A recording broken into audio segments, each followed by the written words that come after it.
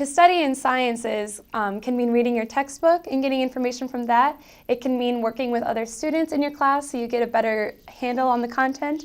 It also can mean working in the labs too to get some of that practical work. It's really good to integrate all the topics together that you know are going to come up. Anything done on a study sheet, anything on a presentation, you should connect those things to each other. So what that looks like usually is going through the assigned material, picking out the different themes and trying to make a map of those things in your head, and then knowing that map is going to be the real goal. In those classes, it's really kind of like about details and making sure you understand the material really well.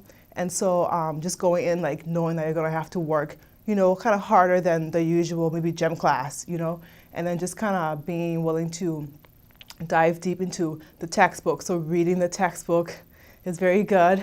And if you don't understand something that you're learning in class, then asking the teacher or asking your classmates for help is also really good, because you have to really like understand what you're learning in those classes. It's not like another thing where you can just kind of like wing it. You have to really like understand what you're reading, what you're learning. So just like reading, asking for help, and seeking help in other like resources are really good ways to like study for biology and chemistry. It's a lot of material usually. There's a lot of things in a textbook. There's a lot of maybe extraneous information, but all of the really important stuff is in there too. And a lot of it you'll start to see fits the theme of life, fits the theme of biology in general.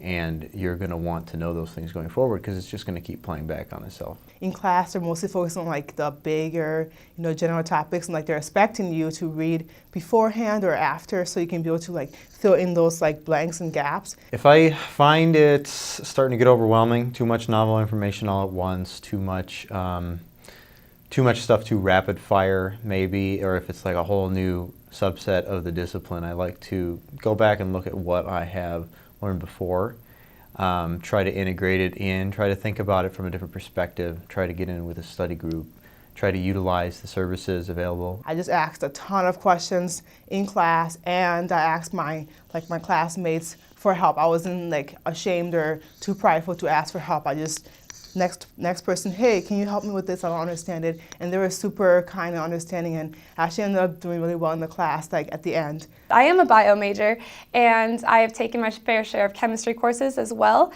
and those didn't come as naturally to me as my biology classes. So my chemistry classes, I have actually utilized the science help sessions as well as been a tutor in some of the bio courses.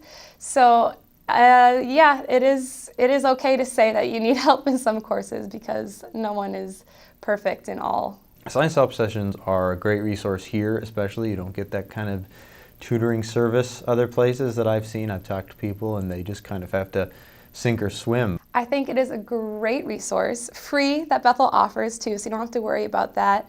I think it's a really cool way to come and ask questions from some of the peers or people that have already taken that class before you, so they kind of have that inside knowledge.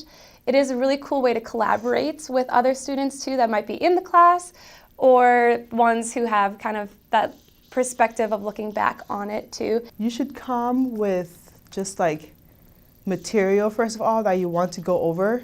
Material from the class and maybe questions or homework, just something to work on. You should come. If you just come in empty-handed, the tutors can't really they can't read your mind. They don't know what's going on in your classes, so they can't really help you to your fullest need. And so you need to come and bring stuff that you need to work on. If you are here in and out, it might help with some specific questions, but if you really want to nail the concepts consistently over the course of the semester, we'd love to see you in there maybe once, maybe twice a week too.